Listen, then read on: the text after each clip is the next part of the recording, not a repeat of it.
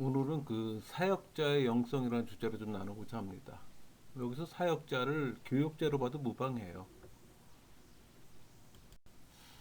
여러분, 사역자는 단순한 직업인이 아니잖아요. 복음 전파자예요.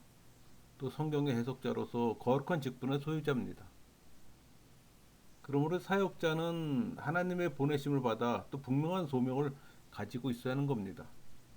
또 그것이 사역자를 사역자 되게 하고, 그 사역을 정의할 때 그것은 영혼을 돌보는 일이라고 정의할 수 있어요. 그러니까 인간 영혼을 보살핌이 바로 사역이고, 또 일에 헌신하는 사람이 사역자입니다.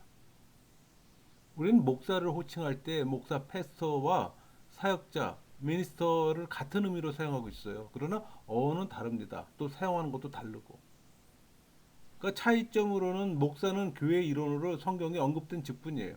우리 에베소 4장 11절, 그가 어떤 사람은 사도로, 어떤 사람은 선지자로, 어떤 사람은 복음 전환자로, 또 어떤 사람은 목사와 교사로 삼으셨으니.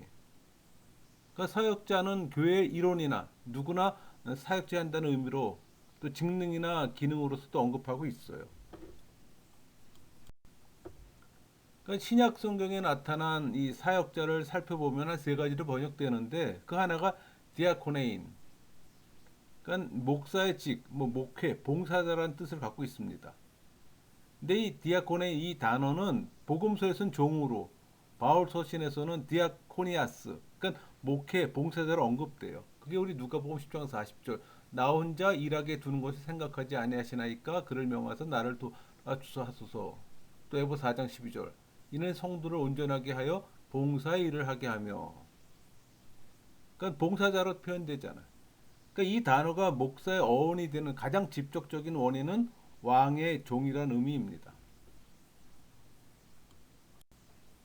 또 두 번째가 레이트로고이아. 그러니까 이 단어는 일꾼, 뭐 성직자, 대행자라는 의미를 또 갖고 있어요. 그러니까 신약 성경에서 이 단어는 하나님의 종으로서 공적인 임무를 지닌 자로 또는 제사장의 직분을 또 의미해요. 또 이 단어는 공중 예배나 이 복음의 공적인 선포를 집행하는 어떤 이중적 개념을 또 지니고 있습니다. 우리 로마서 13장 6절, 너희가 조세를 바치는 것도 이로 말미암으리라. 그들이 하나님의 일꾼이 되어, 그래서 일꾼으로 표현됐잖아. 또 세 번째가 피페레테. 이 단어는 관속, 뭐 노를 젓는 사람, 보조자라는 의미를 갖고 있어요. 그러니까 얘는 신분이 낮은 관리들이나 또 남의 밑에서 섬기는 종들을 일컫는데 따온 말이기도 해요. 우리 마태복음 5장 25절, 재판관이 옥리에게 내어할 때 옥리. 이런 용어들은 각각 사역자나 뭐 목회자로서 어떤 직능과 그 기능의 본질적인 성격을 또 표현하는 겁니다. 결국 사역이란 목사에게 맡겨진 일을 수행하는 일이고, 사역자란 예수 그리스도를 통해 인류의 구속의 역사를 성취하고 계시는 이 하나님의 일을 수행하는 또 하나님의 일꾼이에요. 그러니까 사역자는 하나님과 또 교회에 의해 부름을 받고 또 안수를 받아 교회를 대표해 또 말씀을 선포하고 또 성례전을 집행하며 또 하나님 계시의 완전한 어떤 응답을 하도록 기독교 공동체를 인도하고 양육하기 위하여 구별된 자를 말하는 겁니다. 예수님께서 2000년 전 십자가 위에 달려 자신의 생명을 주신 것은 당신이 사랑하는 사람들을 대신해 돌아가신 거잖아.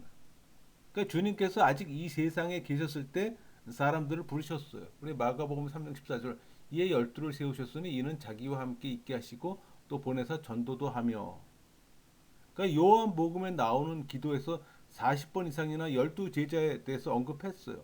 또 기도하신 것을 생각할 때 주님께서는 짧은 기간 동안 또 사역하시면서 세상 구원을 또 마음에 두셨고 또 제자들의 눈을 통해 또 세상을 보셨어요. 또 승천하시기 전 주님은 지상의 명령을 또 제자들에게 주셨잖아요. 그게 우리 마태복음 28장 19절의 말씀이 있잖아요.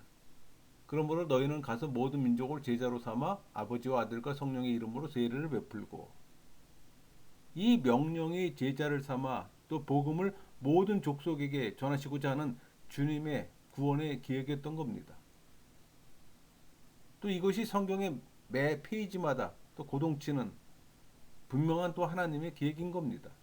그래서 사역자의 소명 의식이 필요해요. 또 그것은 바울이 디모데후서 2장 2절에서 믿음의 아들 디모데에게 필생의 사명을 제시할 때 또 마음에 가졌던 꿈이기도 해요.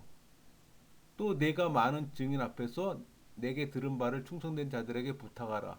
그들이 또 다른 사람들을 가르칠 수 있으리라. 여러분, 바울은 주께로부터 위임받은 이 사명을 감당하기 위해 이 선택된 자신과 또 자신의 직무에 대해서 잘 표현되어 있습니다. 로마서 1장 1절. 예수 그리스도의 종 바울은 사도로 부르심을 받아 하나님의 복음을 위하여 특정함을 입었으니. 디모데전서 1장 1절. 우리 구주 하나님과 우리의 소망이신 그리스도 예수의 명령을 따라 그리스도 예수의 사도된 바울은. 또 디도서 1장 1절.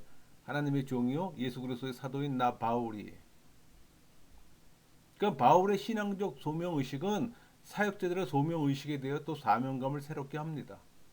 또 주님의 뜻을 이루고 또 성도들과 그의 몸인 교회를 위해 남기고 가신 이 고난을 자신의 육체에 채워 죽기까지 복종하겠다는 또 소명 의식을 가지게 합니다. 여러분, 교회는 그리스도의 몸이 있잖아요. 또 그리스도를 머리로 하는 겁니다. 그러므로 교회의 조직과 기구는 지체가 연결된 몸이기 때문에 유기체예요. 또 신령한 그리스도의 몸을 다스리고 또 영적 양식을 먹이는 이 사역자의 영적 체험은 교회를 생명력 있는 교회로 만드는 어떤 이정표와 같다고 말할 수 있어요.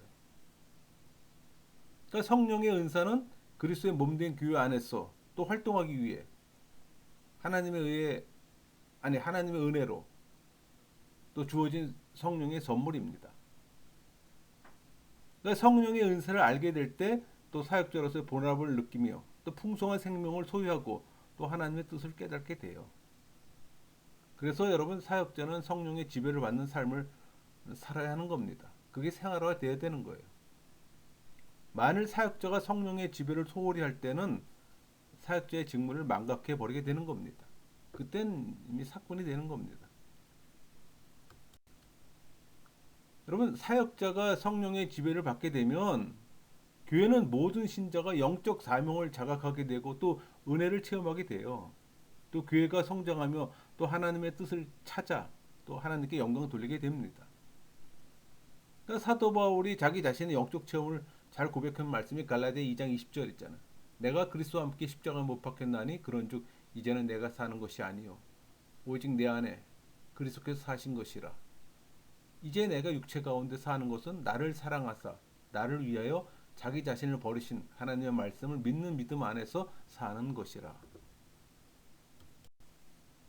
우리 갈라디아 2장 16절. 사람이 의롭게 되는 것은 율법의 행위로 말미암이 아니요 오직 예수 그리스도의 믿음으로 말미암 줄 알므로 우리도 그리스도 예수를 믿나니 이는 우리가 율법 행위로서가 아니고 그리스도의 의를 믿음으로써 의롭다함을 얻으려 함이라. 율법 행위로서는 의롭다함을 얻을 육체가 없느니라. 바울은 과거에 율법의 행위로 의롭다함을 얻으려고 살아왔지만 율법의 행위로서 의롭다함을 얻을 육체가 없다는 걸 고백합니다. 그래서 그는 끊임없이 노력했던 거예요. 그러나 깨달은 것은 예수 그리스도의 믿음을 통해 또 그리스도와 연합한 자들을 의롭다고 여겨주시는 걸 또 알게 됩니다. 여기서 결국 그는 로마서 7장 25절 우리 주 예수 그리스도를 말미암아 하나님께 감사하리로다. 그러즉 내 자신이 마음으로는 하나님의 법을 육신으로는 죄의 법을 섬기노라. 그걸 깨닫잖아요. 그 끊임없는 경건 훈련에 또 전념했어요. 왜? 성령 세례 받았지만 성령이 내 안에 내주한 것처럼 내 안에 또 여전히 죄의 경계성이 상존하잖아요. 그러니까 우리 영혼은 영적 전쟁터예요. 성령의 지배를 받을 것이냐, 죄의 지배를 받을 것이냐. 성령의 지배를 받게 되면 죄의 경향성이 작아지는 거고, 죄의 경향성의 지배를 받게 되면 성령의 영향력이 작아지는 겁니다. 그래서 경건 훈련이 필요한 겁니다. 그러니까 바울이 경건 훈련에서 사역자의 경건 훈련의 의미를 잘 이해할 수가 있어요. 그러니까 그리스도와 함께 육신의 모든 욕망이 십자가에 못 박고 또 자기를 위해 살던 삶이 또 그리스도를 위하여 살며 또 그리스도가 존귀 여기심을 위해 담대히 죽을 수 있고 또 예수님을 아는 지식을 위해 자신에게 유익한 모든 걸 버립니다. 또 그리스도를 얻기 위해 모든 것을 또 배설물로 여기며 이 율법의 행위에서가 아닌 믿음으로 얻어짐이 온전한 의임을 또 고백해요. 그 어떠하든지 이 그리스도의 부활에 참여해 그리스도의 죽으심을 본받는 순교적 삶을 살아가는 겁니다. 여러분 경건 훈련은 성령의 지배를 받는 삶을 의미해요. 바울은 사역자에게 어떻게 또 경건 생활을 할 것인가를 또 말해주고 있어요. 우리가 성경에서 그걸 배워야 하는 겁니다. 또 우리 삶에 적용해야 되는 거고. 예수 그리스도는 구속 역사가 선포되고 또 그 열매가 인간에게 전달되어지도록 사도들을 택해서 또 말씀을 위탁했어요. 사도들이 말씀을 선포하고 또 교회를 세우며 또 교회를 사도적인 신앙 안에서 육성시키는 책임을 지고 있었다는 점에 있어서 사도의 사역은 계속돼야 합니다. 이런 의미에서 사역은 교회 안에서 하나님의 말씀을 개개인에게 전달하는데 그 본질이 있다고 말할 수 있어요. 여러분 사역은 하나님의 말씀에서 나옵니다. 또 그 말씀이 선포되기까지 모든 대화 형태로 또 이루어져요. 그러니까 이런 대화의 형태는 결코 우연한 것이 아니며 바로 사역의 본질이에요. 그러니까 영혼의 유동성을 다른 사람들의 함께 동참할 수 있는 이 정신생활로 바꿔주는 것은 오직 대화뿐입니다. 여러분 사역 활동은 하나님의 말씀을 듣고 그 말씀에 답변하는 것을 내용으로 하는 이 대화의 형태로 이루어지잖아요. 그러니까 대화의 상대자 쌍방은 서로 하나님의 말씀을 섬기는 자들이 되는 겁니다. 그러니까 하나님은 인간의 말을 통해 자신의 말씀을 하시며 또 대화의 쌍방이 자기들 나름대로에만 집착하지 않고 또 대화를 통해 또 하나님과 교감할 때는 비로소 진정한 또 답변을 얻어내는 겁니다. 여러분 사역의 대화는 오직 하나님의 말씀이 인간적 영적 어떤 현실 속에 뚫고 들어와 또 완성해주고 또 결단을 내려주는 근본적 의미에서의 교회적인 대화라고 말할 수 있어요. 이 사역의 대화는 본질적으로 말씀과 성례전의 내용을 바탕으로 합니다. 다시 말해서 죄의 용서를 중심에서 이루어진다는 거예요. 왜냐하면 이 대화는 하나님 자신이 예수 그리스도를 통해 인간의 삶 전체 속에 내려주시고 또 이를 예언자들과 사도들을 통해 또 선포하게 하신 은혜로운 심판의 내용을 담고 있기 때문이에요. 그러므로 교회의 영역 안에서 이루어지는 설교의 내용은 바로 죄의 용서인 겁니다. 여러분 사역은 사역자의 지적인 능력에 달리는 게 아니에요. 그렇다고 뭐 사역자의 지적인 능력이 쓸모없다는 의미는 또 아닙니다. 사역이 일을 감당하는 데는 바로 사역자의 좋은 인격과 성령의 역사가 필요해요. 그러니까 사역자는 성령의 지배를 통해서만 하나님이 원하시는 또 사역을 바로 행할 수가 있어요. 그러므로 사역자가 또 사역을 감당하기 위해서 즉 삶을 복음 앞에 개방시키고 또 그것을 그들로 하여금 받아들이게 하기 위해 경건의 삶이 필요하고 또 이것이 목회의 또 중심적 과제입니다. 여러분 경건의 삶을 살고 있습니까? 아니 성령의 지배를 받고 있습니까? 여러분 성령이란 하나님과의 친밀함을 말하잖아요. 그러니까 사역의 중요한 역할은 이 성경 속에서 계시되고 또 성령의 은혜를 통한 이 표현된 하나님의 어떤 성령 하나님을 체험하도록 돕는 겁니다. 넓은 의미에서 이것이 기독교의 영성 형성이고 또 목회의 과제예요. 그러니까 사역과 영성은 또 불가분의 관계가 있는 겁니다. 그래서 사역은 인간이 하는 것 같지만 실제로는 성령께서 하시는 겁니다. 성경도 뭐 모세나 다윗, 베드로, 바울이 성경 기자라고 하지만 실제로는 하나님께서 성령을 통해 말씀으로 기록하게 하신 거잖아요. 그러니까 하나님을 모르는 자에게는 영성이 존재할 수 없듯이 사역자가 영성이 죽어 있다면 이는 하나님과 단절된 상태를 말하는 거잖아요. 그럼 사역이 불가능해져요. 사역이나 영성은 하나님과의 수직적 관계에서 비례되기 때문에. 여러분, 영성의 길을 찾아 나가는 이 사역은 영성과 또 불가분의 관계로 또 밀착된다고 봐요. 그래서 사역자는 영적 공동체를 위한 또 인도자이기도 합니다. 인도자가 목회를 성취시켜 나가기 위해서는 또 엄격한 주의력과 헌신을 요구할 뿐 아니라 기쁨과 또 성취감을 언제나 또 체험해 가야 합니다. 한마디로 성령의 지배를 받는 삶을 영위해야 된다는 얘기예요. 반드시 회중을 인도하는 사역자의 삶은 성령의 지배를 받는 삶이 하는 겁니다. 여러분, 사역자는 개인뿐만 아니라 공동체 속에서 일어나고 있는 이 영적 갈망에 대한 또 분별력을 가지고 있어야 하는 겁니다. 그리고 그 열망에 응답할 능력도 갖추고 있어야 하는 거고. 그러므로 이 경건 훈련이 잘 되어 있는 사역자는 또 강력한 복음적 또 중요성을 포함하고 있어요.